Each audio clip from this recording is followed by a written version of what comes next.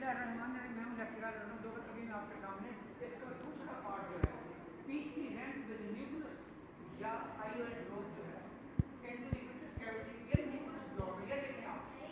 ये कितनी तस्वीर है ये देखें ये न्यूक्लियस है देखो ये क्लासिफाइड है ये न्यूक्लियस के अंदर नहीं है न्यूक्लियस के अंदर न्यूक्लियस कैविटी के अंदर ये जुड़ा है पीसी रैंक हो गया है और जो है ये यहाँ बड़ा हुआ है। अब इसी तरह से अब आगे देखिए नेक्स्ट अकरेंस के काजेस ये जो पीसी रैंक होता है उसकी वजूहात क्या होती है उसकी क्या वजूहत के क्यों हो जाता है पीसी रैंक नंबर एक देखिए सबसे पहले अस्माल का मतलब है जो एंटीरियर कैप्सूल जो कैप्सूल एक्सेस कर रहे थे फेकोमाल्सिफिकेशन के दौरान वो उसका साइज स्मॉल था। क्या साइज था उसका स्मॉल था ज़रा उसने प्रेशर दे दिया उसने ज़रा सा प्रेशर दिया वो हालांकि क्या हुआ उसे पीसी रैंक हो गया। दूसरी बात ड्यूरिंग एक्सेस हाइड्रोडिसेक्शन ड्यूरिंग एक्सेस में ज़्यादा हाइड्रोडिसेक्शन सुनो कैरेटिक सर्जरी के दौरान जब न्यूक्लियस को एक्टिव न्यूक्लियस से जुदा करते हैं सिरिंज का सलाइन मार के जोर से उल्टा प्रेशर मारा कि पीसी रैंक हो गया। हाइड्रोडिसेक्शन ये हाइड्रोडिसेक्शन क्या होती है हाइड्रो में पानी डिसेक्शन मैंने अलग करना सुनो ये न्यूक्लियस है ये एक्टिव न्यूक्लियस है इसके अंदर सिरिंज के साथ सर्जन ने पानी मारा जोर से इतना जोर से मारा तो पीसी रैंक कर दे और ये दोनों इसमें जुदा होनी चाहिए इसको हाइड्रोडिसेक्शन कहते हैं। डिसेक्शन का माना दो लेयर का आपस में जुदा हो जाना अलग हो जाना उसको डिसेक्शन कहते हैं। भाई तवज्जो करें जरा मेरे की दुनिया में क्या बस समझ आ रहा है समझ आ रहा है या फिर साथ में सारी दिन मध्य तक एक अगली बात ये देखो उसके बाद पता क्या हार्ड न्यूक्लियस वो न्यूक्लियस जो के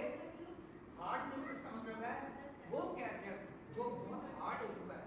उसको फेकोमाल्सिफिकेशन करते करते बाहर निकाल उसका प्रेशर दिया उससे क्या हुआ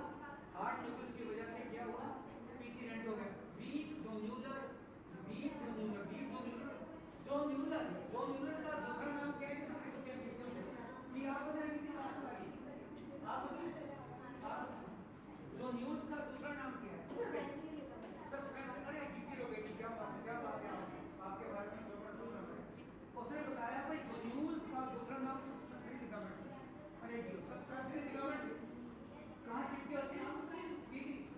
सस्पेंशन लिगामेंट्स कहाँ जुड़े होते हैं लेंस पे सिविल बॉडी के साथ और दूसरे कहाँ जुड़े होते हैं पहले जो वहाँ लेंस के साथ जुड़े होते हैं तो उनको क्या कहते हैं मेडिकल से वाले नहीं जुड़े तो होते हैं ये तो लेंस के साथ जुड़े इसको क्या कहते हैं जगह को क्या कहते हैं अटैच अरे जो क्या बात है मुझे किसी ने कहा सुनो मुझे किसी ने कहा ये क्या है तो मैंने कहा ये क्या मुझे तो नहीं पता क्या है आप ही बताओ तो मैंने थोड़ी देर बाद कहा अगर तेरे अंदर अक्ल नहीं ना तो मैं तुम्हें बताता हूँ क्या मुझे कहता है तसीफ मुझे वो कहता है बाइट आउट क्या bite out exfoliation pseudo exfoliation PX लिखते हैं पीएक्स जी लिखते हैं वो होता है pseudo exfoliation glaucoma pseudo exfoliation ये केस होता है इसका इंटर प्रेशर बड़ा होता है ये भी कैटेगरी वाले पेशेंट होते हैं पीएक्स वाले आते हैं इनका भी इंटर प्रेशर बड़ा होता है इनकी सर्जरी की अगली बात करने लगा हूँ ये लिखा हुआ है सब एक्सेप्टेड लेंस वो होता है सब एक्सेप्टेड लेंस वो होता है जिस लेंस के कुछ जोन्यूल एक तरफ से टूट जाए कुछ दूसरी तरफ से टूट जाए या एक तरफ से सारे टूट जाए और एक तरफ के दो चार जोन्यूल जुड़े हुए हैं और वो टूट जाए और वो लटकर है नीचे हो गया या ऊपर की तरफ हो गया कि उसको सब एक्सेप्टेड लेंस कहते हैं गलत है अरे ये क्या बात है समझो रेक्सिस एक्सटेंशन जो होती है उसने कैप्सूल एक्सेस किया और वो सही नहीं हुआ वो फिर दोबारा उसी को कर रहा है फिर दोबारा उसको एक्सटेंशन कर रहा है यानी उसको ज़्यादा चौड़ा कर रहा है बढ़ा रहा है उसको बढ़ा रहा है इसको कहा जाता है rhexis extension BPC posterior polar category posterior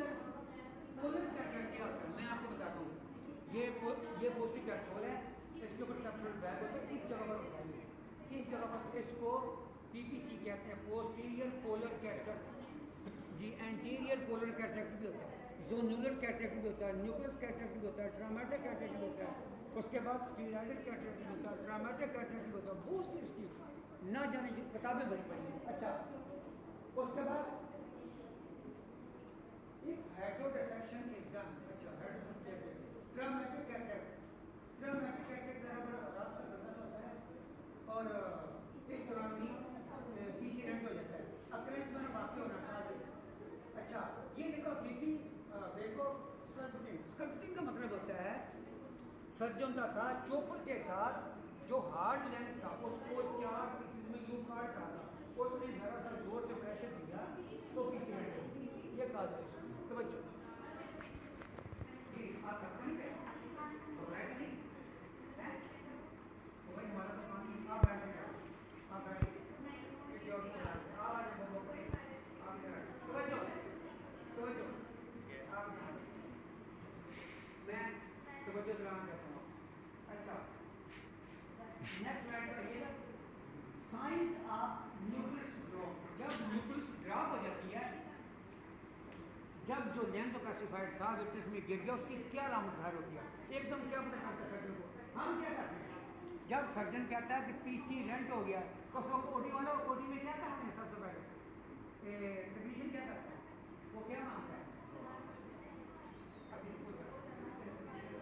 ये क्या कहता है, जब पीसी रेंट हो जाता है तो कौन सा इंजेक्शन इस्तेमाल करते हैं, मायोकोल, उसको कार्बाकोल भी कहते हैं। मायोकोल कार्बाकोल क्या है, ये पैरा सिंपल और माइलिटिक इंजेक्शन है, पैरा सिंपल और माइलिटिक। ये क्या करता है, जैसे हम डालते हैं ये सफेद प्यूपल मसल के ऊपर जाकर चुभता है, मुतहरक करेगा उसको और प्यूपल जो डायरेक्ट फौरन कंस्ट्रिक्ट हो जाएंगे। इसका ये फायदा है कि जो विट्रेस है वो लास्ट में से बढ़ जाएगी, उसका प्रेशर नीचे रह जाएगा।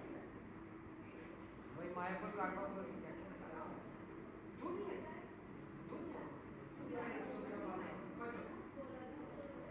अच्छा ये देखें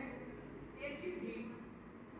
एंटीरियर चैम्बर डीप हो जाएगा, एंटीरियर चैम्बर विल भी डीप हो जाएगा, difficulty and delivering nucleus with sensitivity. वो एक बहुत होती है जिसको हम मसल होती कह सकते हैं, स्टेंट होती तरह होती है और यूं करके रख सकते हैं, उसमें न्यूक्लियस को बाहर निकालना बहुत ही मुश्किल हो जाएगा, एंटीरियर चैम्बर क्या हो जाएगा, डीप हो जाएगा। उसके बाद suspect impending PCR nucleus drop, PCR drop हो गया, कभी वो क्या नहीं हुआ, अभी क्या हुआ है, अभी किसी को मसल में है, शक में है, जब तो बाहर आ रही है, एसी उसका डीप हो गया। उसके बाद आई वाला डिसलोकेशन इंसिडेंस, जब आई सर्जन इम्प्लांट करता है उसको क्या है बहुत केयरफुली इम्प्लांट करना, 1.8% ऑफ पेशेंट्स आफ्टर सर्जरी के बाद इम्प्लांट कर रहा था, उसने जरा सा प्रेशर दिया नहीं, उसको कहीं एडजस्ट कर रहा था, वो क्या हो गया कि उसका पीसी रेंट हुआ और next risk factors pre operative क्या कर किन पेशेंट को खतरा होता है कि उनका पीसी रेंट हो सकता है, किन पेशेंट को खतरा होता है और सर्जन को पता होता है इसमें पीसी रेंट होता है। Number 1 pseudo exfoliation of the lens capsule with zonular we visible preoperatively surgeon को नजर आ रहा होता है ये सूडो एक्सफोलिएशन का पेशेंट है, इसका भी आईओपी जो है इंक्रीज हो जाएगा, नहीं भी होगा lens capsule with zonular we, जो लेंस कैप्सूल है इसके जो जोन्यूल्स हैं वो वीक है, वो वीक है, इससे पीसी रेंट होता है। मैच्योर और हाइपरमैच्योर, मैच्योर के बाद हाइपरमैच्योर है, हाइपरमैच्योर का मतलब बहुत ज्यादा फूला और सूचक होता है। Cataract in eyes in which the posterior capsule may be thin and the zonules weak, posterior capsule का थिन होता है और जोन्यूल वीक होते हैं, वो उसको कैटरेक्ट मैच्योर और हाइपरमैच्योर कैटरेक्ट है। इन eyes in which the posterior capsule may be thin, इसमें कैप्सूल थिन हो जाता है और जोन्यूल वीक हो जाते हैं। जब भी मेच्योर और हाइपरमेच्योर कैरेक्टर होता है इस पेशेंट की आंखों में जो पोस्टिक कैप्सूल है वो धीमा हो जाता है और जोन्यूल वीक हो जाते हैं। इस तरह के पेशेंट में पीसी रेंट होने का बहुत खतरा होता है। ये रिस्क फैक्टर है, खतरा है। भाई सब इधर समझ आ रहा नहीं आ रहा? भाई तवज्जो आप लास्ट वाले की तवज्जो कीजिएगा शाबाश। अगली बात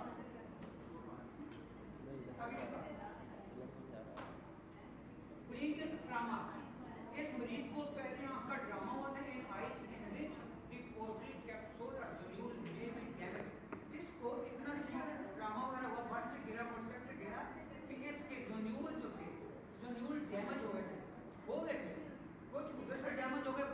ये भी ऐसा भी पेशेंट है, ये प्रीवियस ट्रामा यानी आंख का ट्रामा हो गया। इसका कोई सर्जरी नहीं हुई, ट्रामा हुआ। भाई बस से गिर गया, मोटरसाइकिल से गिर गया, तो इसका क्या हुआ? ये ट्रामा से जो जोन्यूल है डैमेज हो गए, कुछ उधर से कुछ उधर से। इसमें भी पीसी रेंट होने का बहुत खतरा का ये रिस्क फैक्टर है। तवज्जो, कोई मुश्किल तो नहीं पड़ रहा? अच्छा तवज्जो मेरी तरफ रखें ताकि मुझे पता चले मैंने कितना पढ़ना है, अब कब तक पढ़ना है, क्या पढ़ाना है, इसीलिए पढ़ाना मकसद वाले होना चाहिए। तवज्जो, उसके बाद लिखा हुआ visible zonular weakness or absence preoperatively. जब एग्जामिनेशन करते हैं तो सर्जन को पता चल जाता है कि इसके जो जोन्यूल हैं वो वीक हैं या टूटे हुए हैं, उसको विजिबल दिखाई देते हैं, पूरे दिखाई देते हैं। जब फोटोस्कोपी करते हैं उसको दिखाई देते हैं। उसके बाद small I with A crowded anterior segment, एक छोटी आई, वो आँख जिसका साइज बहुत छोटा आता है, एक क्राउडेड एंटीरियर सेगमेंट जो है उस एंटीरियर सेगमेंट जो है उसके अंदर वो गिरी हुई है, छोटी सी आई गिरी हुई है। उसके बाद एक large eye with a loose capsule. जो लार्ज आई होती है उसका जो कैप्सूल होता है, a large eye with a loose capsule, जो लार्ज आई होती है उसका जो पोस्टीरियर कैप्सूल से क्या मिला है? Posterior capsule. आपको तो नहीं पता ना भाई, आप कैप्सूल से क्या मिला देते हैं? एंटीरियर कैप्सूल भी होता है, पोस्टीरियर कैप्सूल भी होता है। मैं बता रहा हूँ लार्ज आई है, आई बार का साइज नॉर्मल से ज़्यादा है, और विद लूज कैप्सूल, इसका जो कैप्सूल है पोस्टीरियर कैप्सूल बिल्कुल लूज है, उसमें रप्चर होने का बहुत खतरा है, रिस्क फैक्टर है, पीसी रेंट होने का बहुत खतरा है। ये भाई रिस्क फैक्टर ध्यान दीजिए। जैसे शुगर वाला पेशेंट है, उसको गुड़ या शक्कर खाए खतरा है ना, इससे तो उसकी शुगर इंक्रीज हो जाएगी, बढ़ जाएगी। ये रिस्क फैक्टर होते हैं भाई, रिस्क खतरे के खिलाफ। उसके बाद Marfan syndrome and posterior polar category. Posterior category का एक मरीज का नाम है। Although these conditions rarely मैंने बहुत ही कम lead to a lost vision, इस सूरत में बहुत ही कम ये बात होता है, लेकिन इन सूरतों में बहुत ज़्यादा होता है। नेक्स्ट स्लाइड में सर,